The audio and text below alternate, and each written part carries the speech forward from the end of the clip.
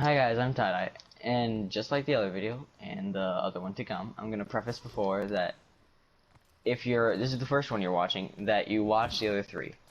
This is due to the fact that the other ones will have a different knowledge in them, and they aren't all talking about the same thing, as well as the fact that it's nice to understand what everyone else is doing or what everyone else should be doing in Overwatch.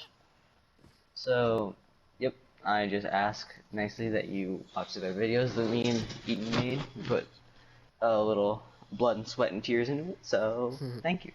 Yep. Alright, hey guys, I'm Eaton, and I'm one of the coaches for the Academy team. And in this video, we're going to be talking about the damage role in Overwatch. Now, the damage role in Overwatch, it has a lot of characters in it, which makes it the most diverse role. It makes up, like, what, at least half the game? 2/4. 2/4? Yep. 2/4 of the game? Half, 2/4, 4/8, 16, 30 seconds. Okay. Anyways, so that's what the damage role is. That is what the damage role is. It's a role in Overwatch where heroes in that category do more damage than other heroes in other categories, usually. Like tank and healer. Now, why is it important to have damage characters? Damage is important because it's a role where most of your damage will come from, and a lot of utility which aids in elims and denying space, such as Mace Ice Wall, Torbjorn's Turret, Symmetra's Turret, Symmetra's Teleporter, things like that, that can help your team deny space from the enemy and kill them. Damage characters, they're also the same as off-tanks. They have the same kind of role. They maintain space created by the tanks, and they can also relieve pressure off of the tanks by pressuring the enemies with certain angles and abilities they have. They also have a lot of movement abilities which allow them to reposition quickly and do what I said above, which is kind of like I just said that Off angle thing. Never mind. Forget what I said there. I'm gonna go a little deeper into the off angle thing. Yeah, come here. Okay, I'm coming. So, like, we're gonna use the same basic example basically as we did in our tank video, but a little different. So say my Ryan's right here. Yes. Took all this space. As a DPS, so I'm Tracer, I'm gonna flank around, probably, and I'm gonna go behind to where their healers are, which should be around here, or maybe up there, or in this room. And I'm going to try to pick or eliminate one of the healers, creating an advantage for my team because one, the enemy team has less heals, and two, they are down a player, which in Overwatch is a very big detriment.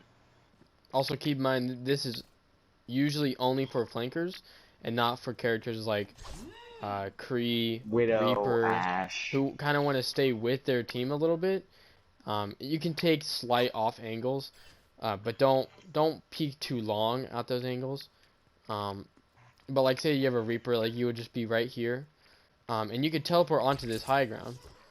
And say you have an off tank and you have a diva, she can come up here with you, and you and diva can hold this space for your team. That's why they're getting into the maintaining space as a DPS. You can maintain the space just by being up here and denying it from the enemy, which puts them at a disadvantage because you have high ground here, and they are on low ground probably unless they're set up over there.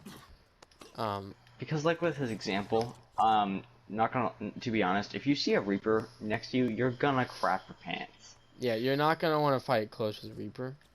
But anyways, so that's why, like, damage is basically an off tank just with less health and more movement, I think. Yes. Yes, they hold and maintain the space created by the tanks, and they look for opportunities during the team fight to find picks and give your team an advantage. Now I think we're gonna get into the two different kinds of DPS heroes. Luckily enough, we're on those. Actually, there are three different kinds, and I didn't even think about this, but there's actually three different kinds. The first one we're gonna talk about is hit scan, and I'll let Tay do that because he's kind of the hit scan specialist. Okay, so hit scan characters are, well, you Voice can do crack. both. His skin characters are characters that when I shoot, so like Tracer here, my bullet instantly collides with whatever I'm shooting at. So if I aim at Eaton, I shoot, it hits him instantly. It goes straight to him. There is no travel This is a, time. yes. This is a game design aspect, not necessarily just a Overwatch thing, but it's very important in this game. Yes. And Genji, like I'm playing right now, is called a projectile hero. And projectile heroes, their shots have travel time. So when you press the shoot button, they don't go directly to the target. They have a little bit of travel time with them. So as you see here, if I was a Hiscan player and I pressed this, I wouldn't be able to throw the shurikens. I wouldn't be able to throw that last shuriken right there. They would all go right there.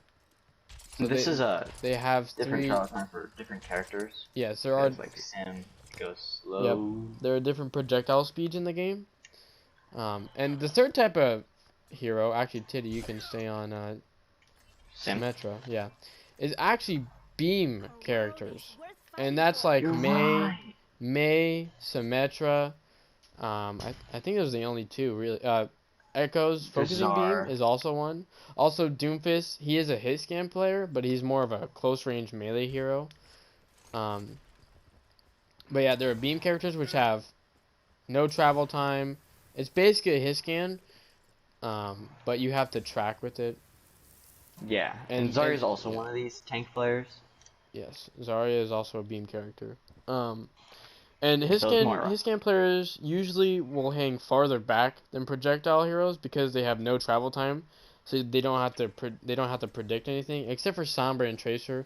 You kind of want to be closer range with them, and Reaper, because you kind of and Doomfist. You kind of want to be close with them because They're they more don't have. brawly characters. They're kind of brawly, divey characters that don't have a lot of range than the other Hiscan. And projectile heroes want to be playing closer range, except for like Pharah, Hanzo, maybe even Junkrat. But usually they'll be playing closer, more like mid-range than long range. But some of them are wanting to get close, like Genji. And those are the differences between Hiscan and projectile. Also, there are certain team comps in which certain damage heroes are used because they're better in other team comps than other team comps, if that makes sense. Yeah. Like, there's a team comp called Brawl, which the idea of Brawl is stay very grouped, go in, focus down a target, and go to the next target.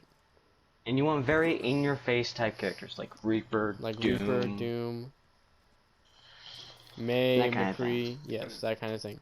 And that's why, like, Pharah in Brawl isn't a good pick, because Pharah likes to play back and not really with her team as much. But like, there's... yeah, you can go on.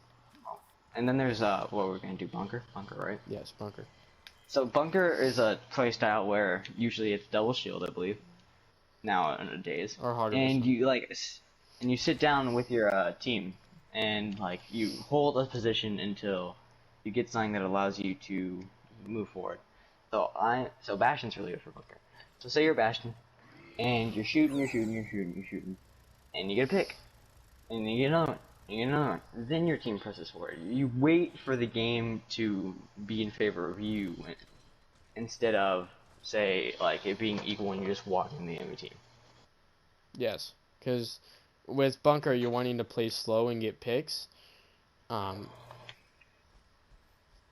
So that's why, like, Reaper, I would say Doom, but he's kind of fast-paced. But you want longer range heroes when you're playing Bunker. You don't really want close range heroes because you're trying to poke the enemy out and burn them down with cooldowns and well, with abilities. I mean, you can say cooldowns, but with abilities. I don't want to get in a dive because it's a really important concept, technically. We can, yeah. Okay, and another comp is a dive, which are characters with very high mobility, not characters with movement abilities. There's a difference. So characters with high mobility like Tracer, Genji, Sombra, Doom, all these characters are also could be considered dive characters because they can collapse on an enemy team and focus a target. Which is very similar to Brawl.